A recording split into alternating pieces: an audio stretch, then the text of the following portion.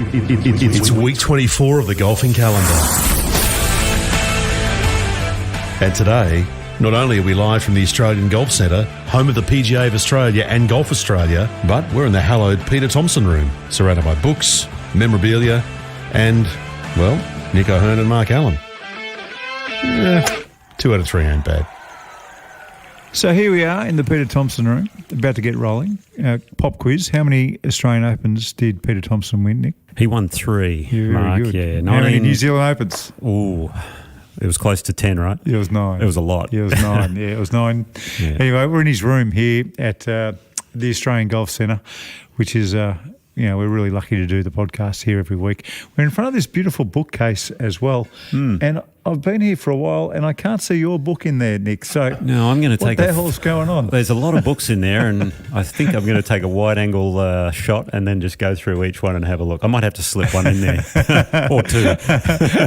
Hey, stacks to talk about, and I do want to get to Brandel Chambly, what we saw on the TV yesterday. A lot of people really keen to see how Brandel would handle this situation, and he had his own forum today from the US Open, so I want to get to that as well. But honestly, to see Nick Taylor do what he did to win his home championship, and they haven't won one for eons or something. A Canadian hasn't won the Canadian. 69 years to be exact. For so long. So, you saw it, but I just want to ask you, if you're not a US citizen or if you're not a British citizen, you've actually always got 5 majors if you're a professional golfer, I think, because the Australian Open was always, the big one for me, that one in the Australian Masters to a lesser extent, but you got close a few times. Yeah, you're reminding me of bad things now, Mark. How many times did you come second? Well, 3, runner-up 3 times, but one year I was leading pro. You got the biggest check. Greg Norman and I split it in 99 when Aaron Baddeley won at Royal Sydney. So, it was a tough one. I had a really good chance in 2007. That was the one, but then Craig Parry got me. But, as you're spot on, 5 majors if you're a non-US or British person. For us Aussies, it's pretty simple. I mean, it's the 4 majors and then the Australian Open, really. That's kind of the pecking order. So did you ever taper for Australian Opens and the majors? I mean, I hear stories about other players and they get all their practice done the week beforehand. I know Phil Mickelson has been to the LA Country Club on Saturday and Sunday before this week and had a bit of a look around, and I know he does a lot of his tapering. Jack Nicklaus or Tiger used to always take the week off beforehand to practice. So did Jack. He would take the week off the practice.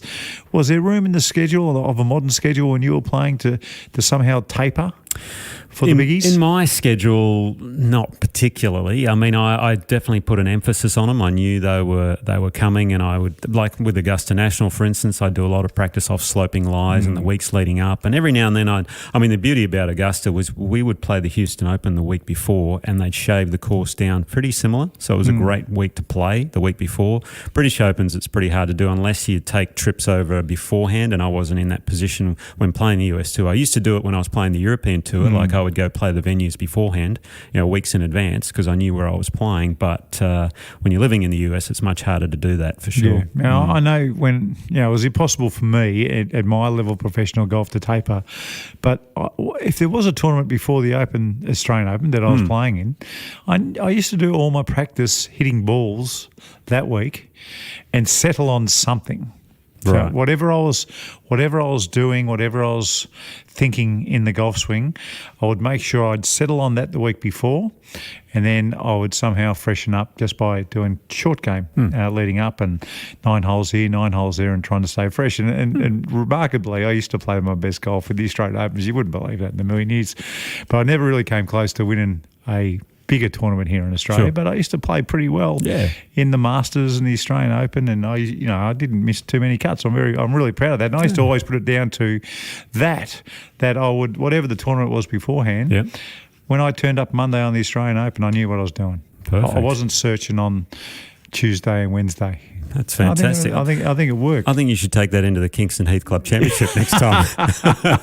That's all I got left. Mark, you guys are tour pros. I'm an absolute hack. When you say at your level you couldn't taper, what do you mean? Well, so for instance, Jack Nicklaus and Tiger Woods, what they would do is they would take a week off. I couldn't afford to take a week off. If there was a tournament before the Australian Open, I had to play. Yeah, okay. Yeah. I had to go and play, and I think that's right for a lot of even tour pros in America. Probably, if they've somehow found themselves with an exemption into the US Open, but had played poorly that year, then they had to go and play the Canadian Open to try and get some points or to try and get some cash or whatever they were chasing at the time. And there's no opportunity to do what Tiger and Jack and Greg and probably what these other players, a lot of players almost throw away the win and trying to get their swing right is what I read about. In a way, but I mean, back when I was playing, we played a lot more than what they do now. That's the one thing. We're playing high 20s, even low 30 events a year, whereas now they're only probably playing 20 to low 20s, if that. So times have changed. Obviously, the money drives a lot of that as well. They don't have to play as much. But anyway, what a win. Nick Taylor, by the way, hold his longest putt of his career. Not a bad time to do it, by the way. What was it, at the fourth playoff hole at that stage? and Tommy Fleetwood, to me, it was just, it was incredible. It was Tommy Fleetwood trying to win for the first time on the PGA Tour, and he's a multiple winner. Same with Nick Taylor, right? Yeah, and Nick Taylor trying to win his home open, his fifth major. Not much pressure there, all the Canadians watching. How about the crowd? I mean, the crowd really got behind it. They understood the situation. They knew that, this doesn't, there's not much chance of this happening. What do you make of Fleetwood, the way he played the 18th, the par 5? So he's birdied 17, hit a beautiful wedge shot in there, spun it back to 3 feet, and I thought, okay, let's close the door. You hit this fairway and it is tournament over, basically. But got a little ahead of it with the iron. You can almost see the iron ticking over just a split fraction too long, and then he's in the light rough, the first cut. And the commentator on course, Colt Knost, is going, the grain's with him.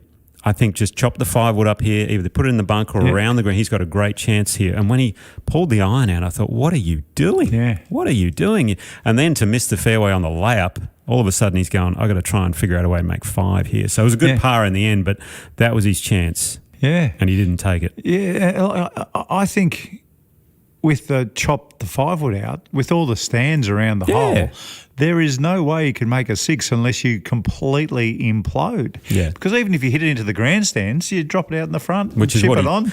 Which is what he did in the first playoff hole. He hit it way right, and then he chopped it, chipped it back on, and then it made birdie. He ended up holding a long putt. I must admit, that was an incredible putt. And then for Taylor to hold it in on top of him. But then 3 holes later, they're back on this par 5. Fleetwood pulls the iron this time into the bunker. Yeah. Again, Colt Knost is going, well, I think he can get 5-wood out of here and just knock it on the green. It was a beautiful lie. This is the time to do it because it's been raining. Yeah, it was a perfect lie. It's nice and firm. And then he pulls an iron out and lays back to about 30 or 40 short of the green. I'm thinking, well, why don't you just try and knock it front edge if you're going to hit the iron? If not, get the 5-wood out again and hit it onto the green. And it was bizarre from them. I really struggled with his decision-making then. But, he obviously had a game plan. It's easy saying it from the cheap seats watching it on TV. But when you're trying to win your first tournaments, and one thing I've learned in playoffs is you have to be aggressive. Yeah. I love watching Tommy Fleetwood play golf. Yeah. I love it. He's got one of the most gorgeous golf swings I've ever seen. He seems to tee to green it's incredible every single week. His putting's good, he's up there. If his putting's not so flash, he's not up there. From tee to green, it's incredible. It's like every shot's a punch shot, isn't it? Every follow shot, through. Yeah, it's incredible. There was a golfer, when he hit it 15 times in the water, the movie. Tim Cup. Yeah, that's right. Tim Cup had the short follow through because he never finished anything in his life, right? That's why that was part of the movie. And it's almost a little bit of that. And the grip down. Now, I've seen a few players really choke down, and Tommy Fleetwood's one of these guys. I mean, I don't know whether his clubs are standard length. I've got no idea, but to me, it looks like when he's holding it down, it looks shorter than normal. I mean, his arms are hanging so low. Yeah. Maybe he's just got long arms or something like that. I mean, on the women's side of the game, Brooke Henderson does the same thing with her driver, but I think her driver's a bit longer than standard. So. That's right. Anthony Kim used to... He could have done that, yeah. But he had longer clubs, would you believe? He actually got his clubs made longer so he could grip down to standard length. It looked for a while there, the finish to this tournament. I was watching the leaderboard. It looked like, how we have the Olympics now with golf. It looked like the Commonwealth Games because we had that's right. We had a Canadian and then the next 3 on the list were all English. I'm thinking this is fascinating watching this. But Yeah, it was very disappointing in that regard for Fleetwood, but Taylor, and then the highlight was afterwards, Hadwin charging on the green with the champagne. The security guard just gave him the good old Fabulous clothesline, tackle. pushed him down into the green. It was hilarious. And then the players running, yeah, it's okay, he's one of us. I've noticed he's done some stuff on social media about training for next season. He's doing the football training. Yeah. You saw that. And did you see what the USGA put in his locker when he turned up at LA Country Club? Oh, what was that? They put this like a fluoro top on, so it was like he's one of us. So wear the fluoro top, and he won't get tackled this week. The other thing that went, I think, a bit unnoticed, whether the commentators made the point or not, but Nick Taylor was 4 over through 16 holes in round one. Yeah. Shot 75 in the first round, and then he shot 17 under from there. So he was 20 under the last 3 rounds. I mean, that is incredible golf to come back and then win your National Open. That's up there with John Rahm 4-putting the first at Augusta, yeah. and then going on to win the green jacket. Yeah. Incredible. Well, we saw yesterday Brandel Chambly put his head up for the very first time, and I've got to hand it to him. He didn't back down one bit. I mean, I didn't know what he was going to do, where he was going to look. He was pretty pragmatic about the situation, but still said it's, the worst thing to happen in golf or something like that. And now what the second worst thing would be that if the deal doesn't go through. No, he said this is the second worst thing, what's happening now. He said the worst thing is if the deal doesn't go through. And his reasoning behind that is, and well, again, I don't know exactly, but what I'm thinking is the PGA Tour have shown their hand now. They've shown their hand of, okay, we were in a position that we're a bit vulnerable. Yep. If they did go down the lawsuit side, they'd have to keep paying all that, obviously, so they're running out of money in that regard. But I've also heard there might be some things in Discovery that they don't want coming out, and the same on the other side. They don't want things coming out at the same time. So if this doesn't go through, let's just put that hat on for a moment. What happens to the PGA Tour with their players? Their players are now going to go, hang on, you said we shouldn't take the money and stay loyal. All of a sudden you said, now you're saying we could do it, but if it doesn't go through, then they're going to go, okay, we might just take the money and go. And Liv might be going, we're going to get all these other players coming over. Right. Thank you very much. That is right. If it doesn't go through now, then the PIF has got all the cards sitting right there. Now, Paul McGinley, who was sitting right next to Brandel Chambly, he made this point and he said it's been missed, and to be honest, I missed it completely. The agreement between the PGA Tour and the PIF is an agreement to come to an agreement. Yeah, non-binding, I think, at the moment. It is non-binding. Yep. So, look, I'd be staggered if they don't. Yeah. Well, when you got those other two guys, Jimmy Dunn and Hurley, that fella as well. They rate Jimmy Dunn, don't they? They do. They rate him so highly. Now, and he's coming out, done a lot of media, and he's putting his reputation a bit on the line here. So if this doesn't get done, I'll be very, very surprised. And the whole antitrust lawsuit thing, they must know some things that other people don't. Yeah. So if you don't know who Jimmy Dunn is, he's on the policy board of the PGA Tour, and the people on the PGA Tour side, anyway, they have him in the highest regard, and he's very close to Ian Baker Finch. And words got back to me that Finchy, is backing this fella. He is? Okay. He's completely, he's backing him in. Well, if you're a friend of Finchy, well, he must be a good bloke because, as we know with Finchy, he's one of the nicest guys ever. He's actually so nice you want to whack him sometimes, Finchy. Maybe he's Canadian because didn't Hadwin apologise to the security guard? That's what his wife said or something like that. But So I've got some questions that in this room, Ali, you can answer. Okay. Alrighty. So not all the LIV golfers were tour worthy. Right. Correct. In fact, I would say half of them weren't PGA Tour ready to go. No, you weren't. So Chase Koepka, for one, he's never going to be there. Probably our guys as well. Some of the Australian players probably.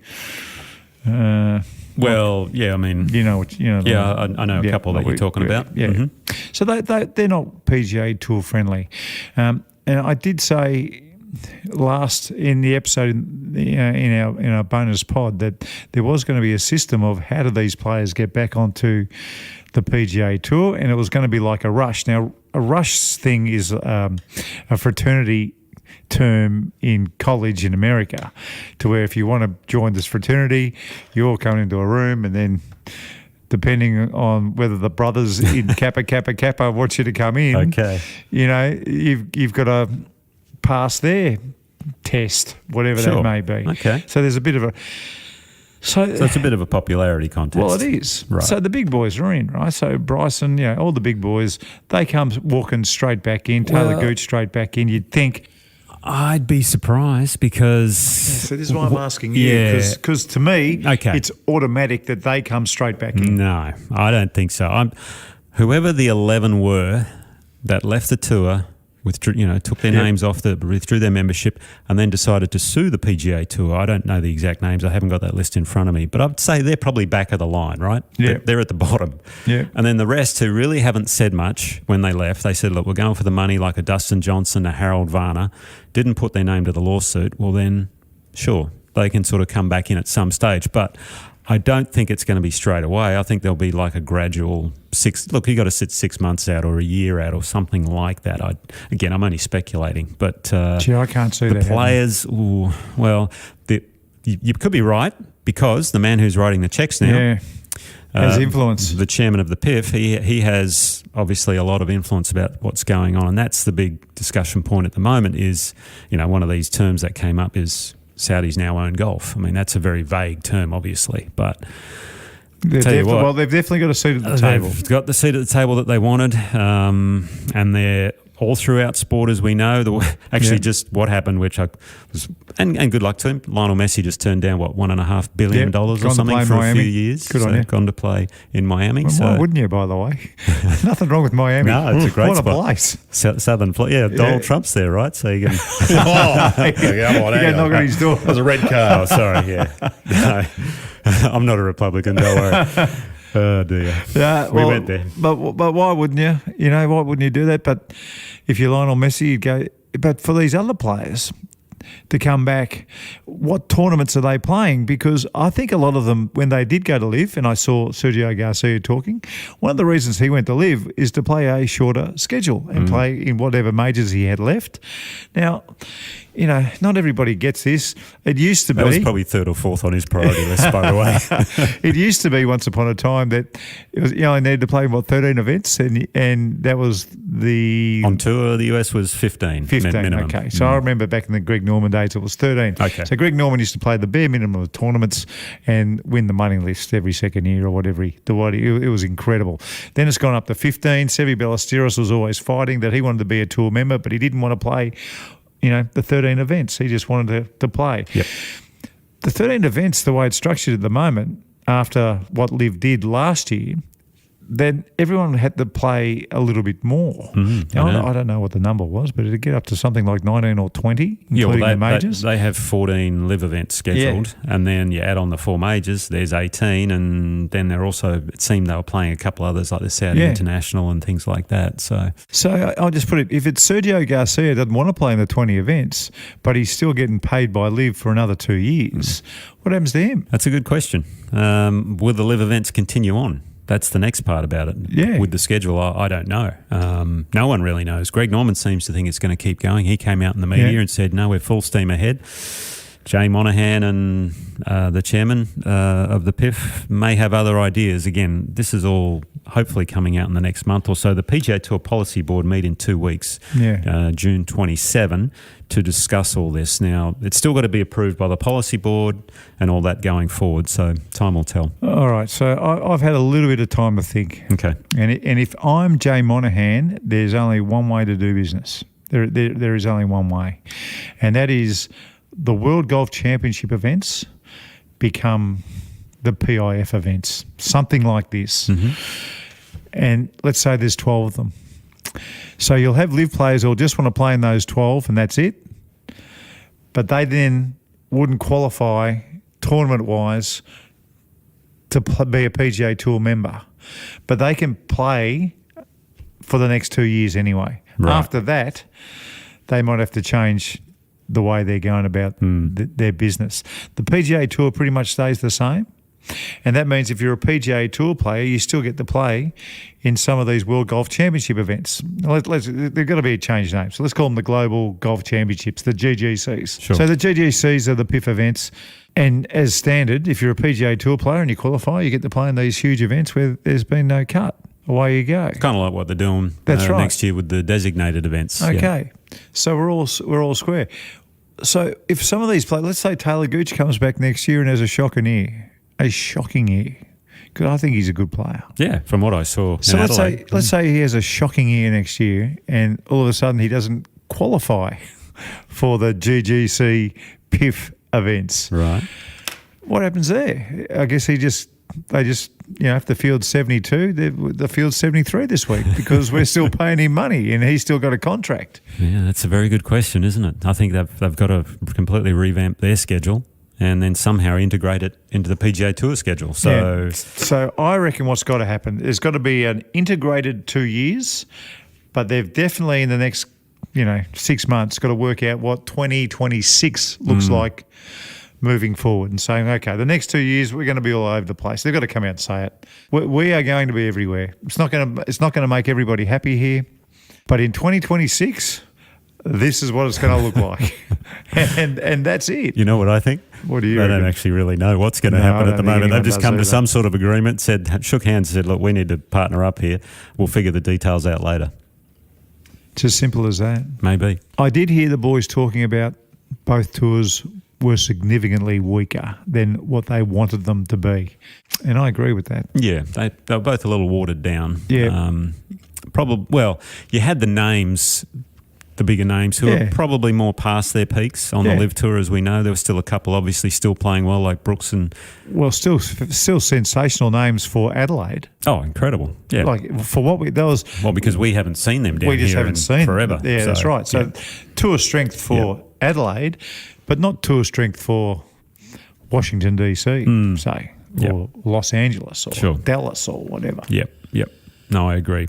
And, on the PGA Tour, they obviously lost players they didn't want to lose. And in a way, they lost players that make the PGA Tour more, what's the right word?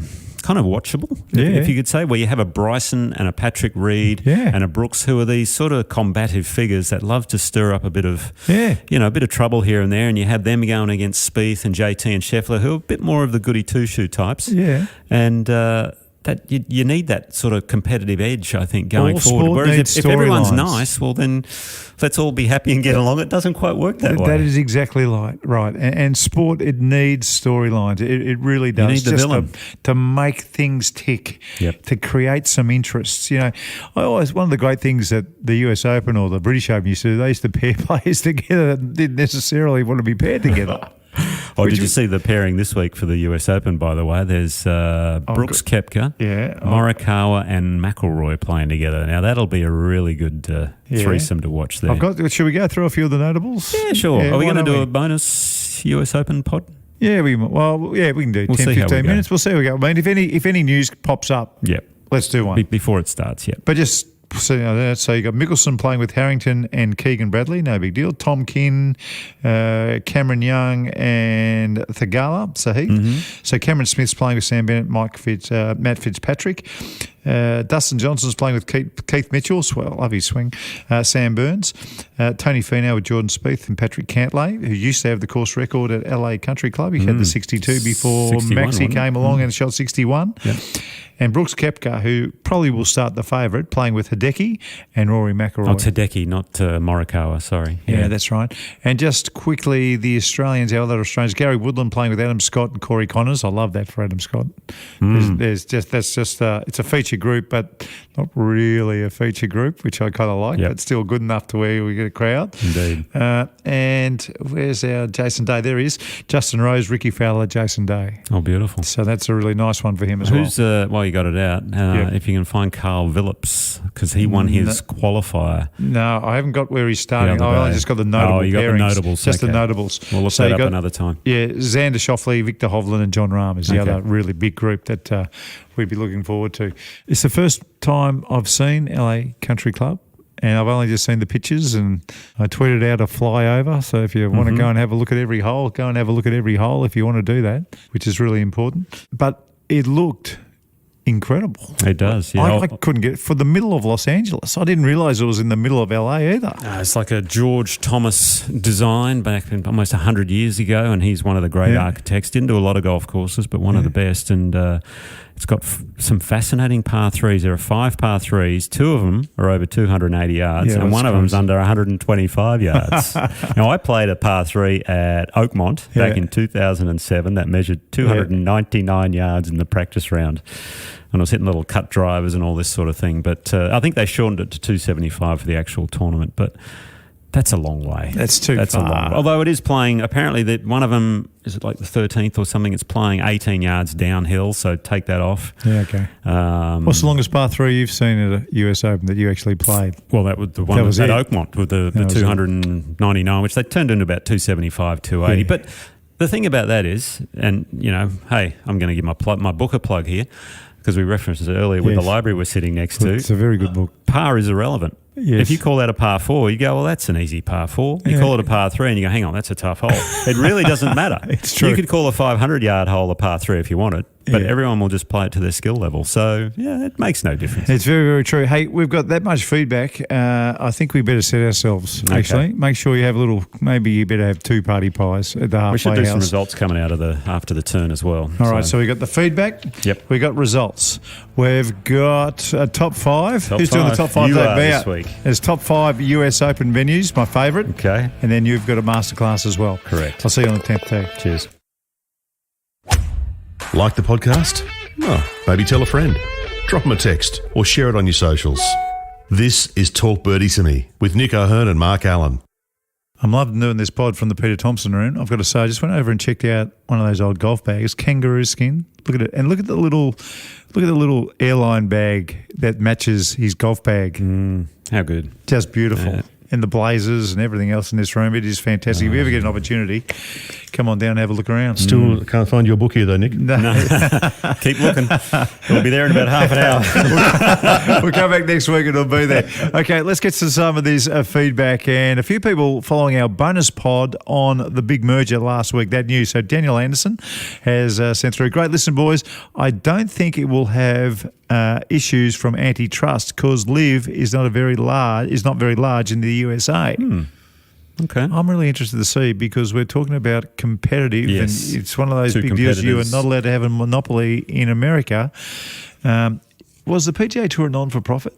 Not for profit, but they're forming now a for-profit entity with the PIF. Yes, right, exactly. So that's a different ball game. That's where it gets kind of interesting. Correct way. Cameron, Cam Douglas AU. Now, it's not Blassor, as I was saying a couple of weeks ago, but Cameron says Jay has less credibility than $5 Rolex from Bali. Jeez. A lot of anti-live golfers and commentators will need to scrape the deepest wells of BS to justify why they are okay and on board with this. Many should resign or retire. Well, Cameron, if you saw Brandel Chambly like we did, there is no hint of that happening.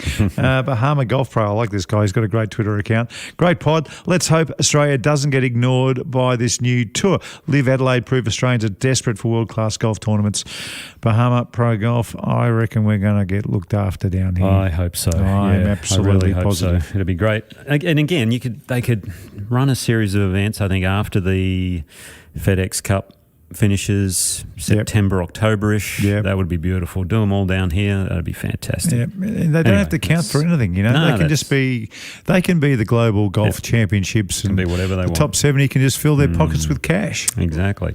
Right. Freo Harbour Master. Freo, that's from my old neck of the woods. I'm thinking the Live group may have photos of people in compromising positions, hence the quick merger. Okay. There we go. 50 million a year in legal fees might have just hurried things along, Freo Harbour Master.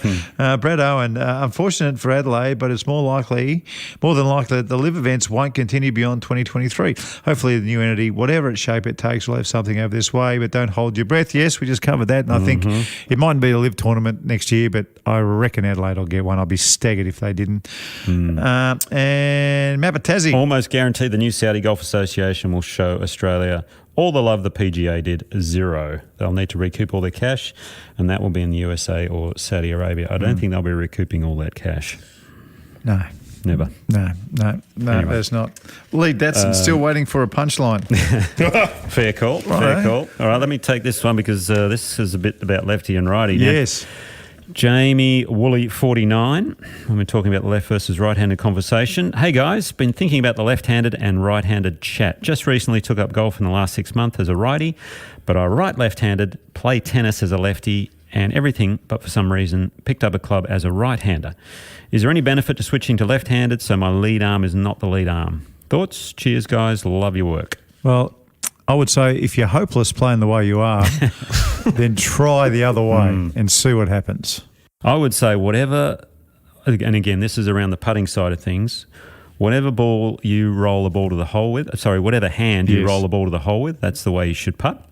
And I don't mind having your top hand as the dominant hand. So my right hand, for instance, is my dominant hand, and I play golf left-handed. So I think that's a good combo. A lot of sense. I'll get the list. Can you, Dan, remind me to get the list? There is a list out there of left-handed people who play golf right-handed who are stars, and you won't believe the names on this list. You will not believe it. Now, Keg enjoyed the masterclass inspired by Denny McCarthy last week and said Gott had the same issue, bought Brad Hughes's down underboard. Now, I've heard about Brad Hughes's down underboard, but I don't know what it is.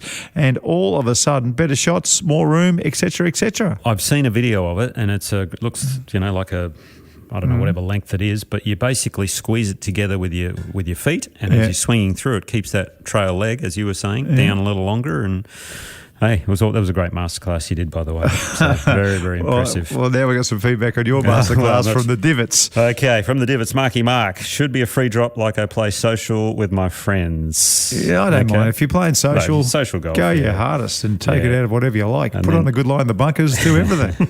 And Gary Murray, do you know what, Nick? Players should be able to replace the ball as they shouldn't be penalised for others' ignorance, especially at club level. Again, social golf, I think that's certainly a way to do it. In comps, it might be another story. Yeah. A lot of feedback this week. We do. Is it this one? What's that? You tell me. Is it? Let's go this bloke here. This bloke here wants to give you guys a bit of a whack. Oh, there we go. Yeah, Where's all this one? Mark Elmos. I told you to leave these off. Do you want to read it or do you want me to? I'll have a go. I love the show. What are you talking about? I love the banner and the stories. I look forward to listening each week. Mark and Nick are so natural. I do think they could tone down their lack of respect for Liv and obvious bias to the USPGA Tour. It seems to them as if Liv has no real gravitas. Just a good time league. For example, the highlight of Liv for them is a caddy's pay packet. It's still my highlight. Mark even said, I don't want to speak about Taylor Gooch.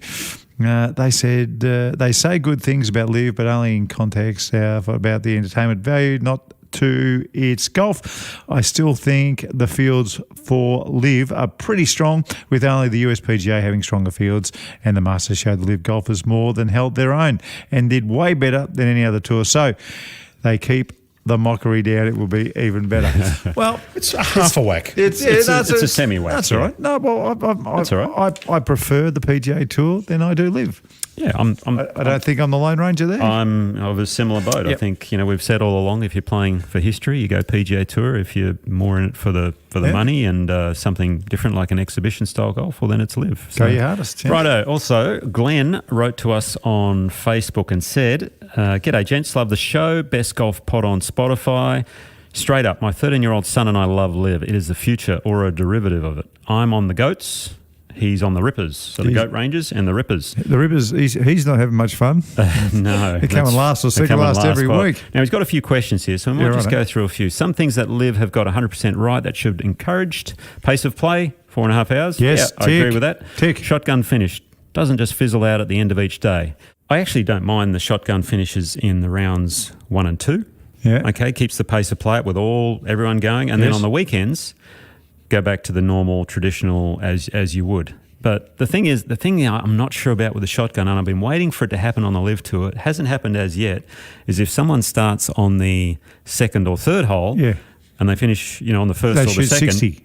or whatever, and they win the golf tournament, well, no one's there. They're all at the grandstands on 18. So I'm waiting for that to happen. So I can see some merit in it, but maybe just not in the last round, for example. Yeah, rounds 1 and 2, no worries. But after that, let's do what we've always done and have a crescendo around the 18s. I like that word, crescendo. Thank you. Okay, he's also... Don't ask me how to spell it. Yeah. Glenn's also gone on to say, okay, team's aspect keeps interest all the way through. All birdies and all bogeys matter right to the end. The team aspect is something I quite quite like, and there's shows some merit. It looks like the PGA Tour are going to take that one on board too, from what we understand. Mm-hmm.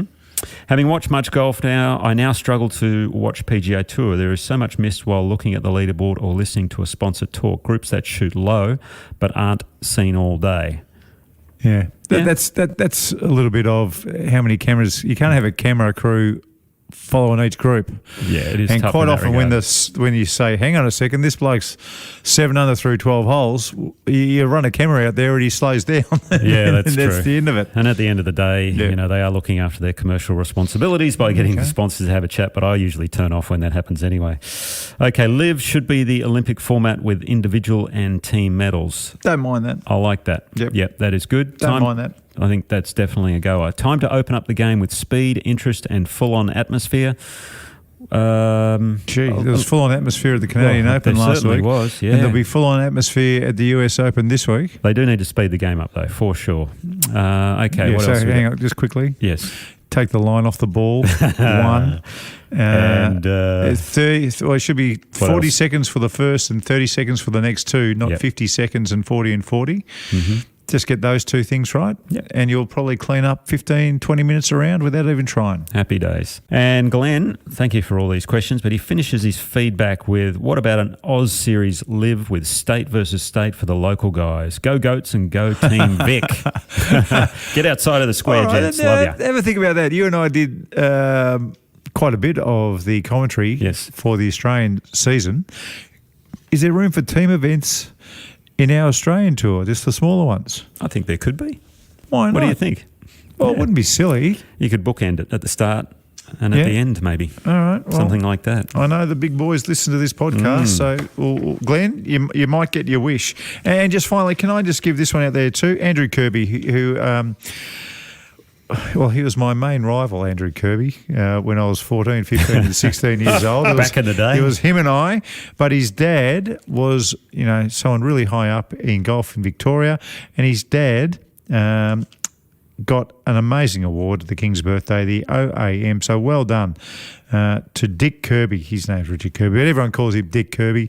He has done so much for the game of golf in Victoria, it's not funny.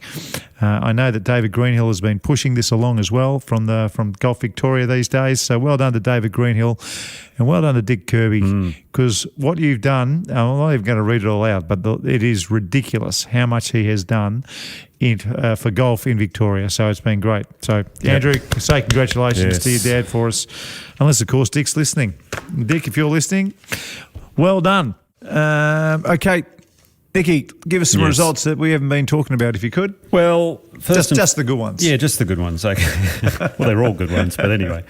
But we've got to mention the Aussies who played the Canadian Open. Harrison Endicott. Yes. Leading Aussie. They're tied for 12th. That was a great effort for him. I thought he was 10th. Last time I checked the leaderboard, he was 10th. Outside, yeah. But that gets his projected FedEx Cup up to 113, so that's good for him. What sort of a check? Around 400,000 UEs? No, it 300,000? It wasn't a designated, was it? So, no, it'd be probably a couple hundred, maybe. Couple hundred? Something like that. That's not bad. That goes for in a the young coffers. bloke. Well done. Sue O on the LPGA Tour, the ShopRite LPGA Classic in New Jersey. Good Sue tournament. finished tied 6th. A very good event. South Africa's, and by the way, Australian Open champion, Ashley Buhai. Yes. Who won our Australian Open down here before Christmas. She had a one-shot win over South Korea's Hooju Kim, but I watched the end of that tournament. Hooju had about a 30, 40-metre pitch shot on the last. Yeah. Needed to hole it for an eagle to get in the playoff, and inches. I mean, it was... You're kidding. She hit a beautiful shot, couple of bounces, checked up. Oh, good. It was such a good shot. We had an interesting event on the DP World Tour, the Scandinavian Mixed. You know how they're copying our system down here. Dale Whitnell had a 3-shot win over US Sean Crocker. The best female was Anne Van Dam. She was someone who you didn't mention in one of your best swings, by the way. No. Have you seen her swing it? But hang on, if I had a best names top 5, Anne Van Dam is our number one. Anne Van Dam. What a name. For sure. Hang on, Elvis Smiley would be up there as well. Elvis would be up there as well, for sure. On the Epsom Tour, China's Siyun Liu, one-shot win over New Zealander, Amelia Garvey, nice playing by the Kiwi. But Cassie Porter What's she doing? Tied for 8th, as well as Robin Choi. So that was a really good effort by her. Come on, Cassie. I want to see you rise to the top. Couple of quick ones. Steve Stricker, he just keeps rolling on that Champions Tour. Mate, and he keeps rolling into this podcast It's as well unbelievable. every single week. 5-shot win over Steve Orker and Paul Broadhurst. A hometown win for him. He's been trying to win this event for a while. So, but Rod Pampling tied for 22nd, and Richard Green defended his Jersey Legends title on the DP Legends Tour. So, Greenie, he's playing well. He just needs to take that form over to the United States where he's playing the Champions Tour. All right, well done.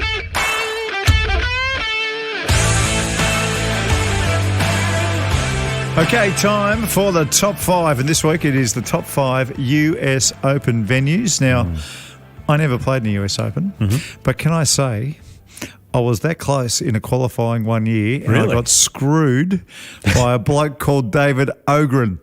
Do you know? Have you heard of this name? I know the name. Yep.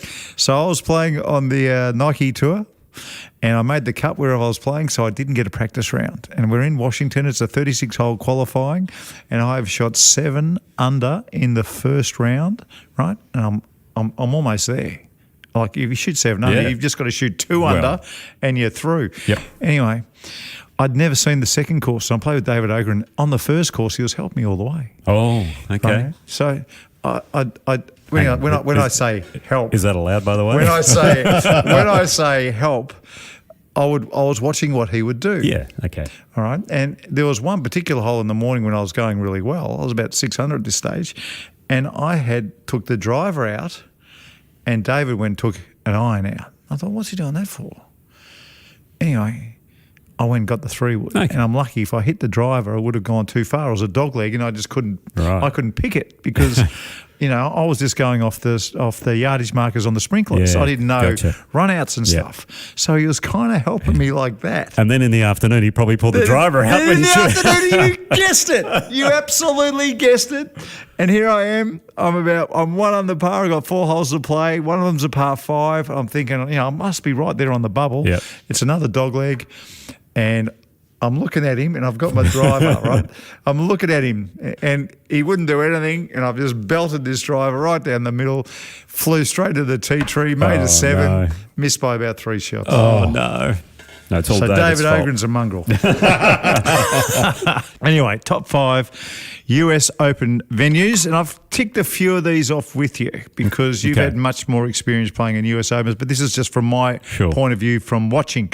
Oakmont. Hardest golf course I've ever played. And I want to see those church pews in real life one day. I want to go and check them out. The church pew fairway traps. Magnificent. So they look good. Here's a little story about Oakmont for you. Yeah. Coming down the 72nd hole, I don't know if I've told you this story before. Middle of the fairway. Wilbur, my caddy, has gone, Nick, we're waiting for the group ahead, to clear the green. He says, Nick, you played pretty well this week. I said, yeah, I felt like I have. He says, you're 15 over par. I said, I know, but 15 over finished about 20th. That's how hard the golf course was. It was a joke. All right, so Oakmont's at my number 5, Wingfoot. Now, I just love the name. Oh, yeah. I love the course. I love that Jeff Ogilvy won there, and I love that you finished top 10 that week as well. Well, I was. If I'd have parred the back 9, I would have been in a playoff with Jeff. Yeah, so Wingfoot's up there. Now, this is going to be controversial. But what I've seen of LA Country Club so far, I'm going to pop it in at number 3. Okay. I think this venue is going to be a cracker. The only reason they haven't been playing US Opens here or many USGA events is because the committees at LA Country Club, they just didn't want anything. That's they a were shame. happy doing what they were doing and stuff everybody else. I had the Walker Cup there about 6 years ago, and I think Scheffler and Spieth and those guys might have been playing it. So, Right. Well, not Spieth, sorry. Paul McGinley, who I've been listening to, he reckons it's very Australian as well, the way it sets up now. So it's wider off the tee. There is room. Bit more runoffs. Bit more runoffs. It's quite hilly. It's got a beautiful rolling style from one hole to the next. And they got one of those favourite words that they love over there, barranca. What's that's that? all you're going to hear over there. That's the dry riverbed. Yeah, there's a whole bunch of them. Yeah. Dry riverbeds. I love saying that name, mate. The barranca. Righto. Pebble Beach. Oh, yeah. Pebble Beach is my number 2. Love it. Anytime we're playing at Pebble Beach, just the weather, and the golf we saw Tiger Woods play in '99. It was on the other night on Foxtel. I watched it. Yeah, he was. I told you I used to stay on the 13th hole there in the house across. Did you? Looking over the bay, it was very tough. Let me tell you. That's about a $30 million job, was it? Something. Keep going. I think. Yeah, keep going. Crazy. And my number one. Oh God, Greg Norman could have won here as well, but Corey Pavin ended up beating him. Hit the forward. Shinnecock Hills looks magnificent. I never played Shinnecock, unfortunately. That one's skipped me. But Retief Goosen won around there too, right? Retief had a win there. Yeah, I'm trying to think of the ones I know. Corey Pavin had a win there. Raymond Floyd had a win there. 86. Yep. Yeah, Norman should have won twice around there. Yeah, that was when he had the Saturday Slam, right? Yes, that is correct. Crazy. Anyway. No, that's a good top 5. Well done there. All right, thank you. It is time for...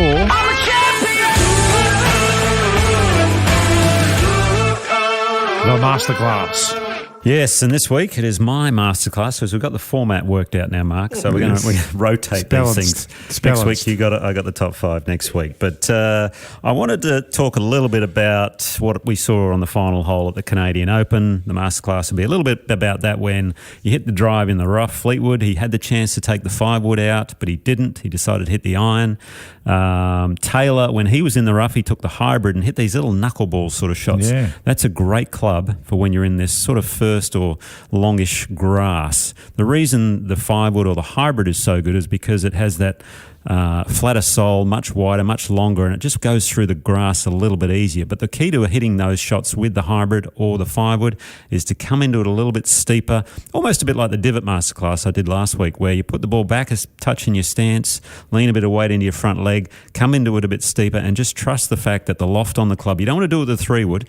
You want as high a lofted wood you've got or a nice high lofted hybrid. That's why hybrids are great for out of this sort of stuff. Now, you can take the conservative option, use the wedge and things, and that's probably the best play for most people. But if you feel like you want to take it on a bit, get one of those clubs out. Like I play down at the National a lot. They've got some of this longish grass. It's a great club for out of there, down there. So I'll post a video on it a little bit later in the socials, and hopefully next time Tommy hits the 5-wood. Do you open up just a fraction in these situations with a wood, or does it only... the club face roll over in the thick rough when there's a hosel? Well, yeah, that's the thing about taking the irons out of the thick rough. If you take not enough loft, that's why you want a lot of loft on it, but you got to hang on a bit tighter as well. Whereas the fairway woods, it doesn't wrap over as much. I agree with you. I think opening up, that's not a bad idea as well, but then you got to make sure you aim a little bit further left as a right-handed golfer. Michael Block style. Yes, exactly. But experiment with it, but it's a great club. Just chop down into it. Don't be afraid to take a divot. If you come into it shallow, then the club will get wrapped up. So much steeper angle of attack. Dan's just told me that we're doing a bonus pod for the US Open. So I'll see you later in the week. Fantastic.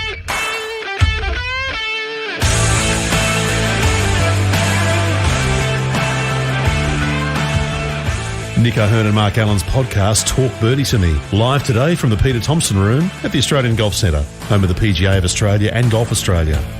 Wherever you listen to your podcasts, if you can, we'd love you to rate and review the pod. That'd be really helpful. Talk Birdie to Me's executive producer is Dan Bradley at Kaizen Media. Sound design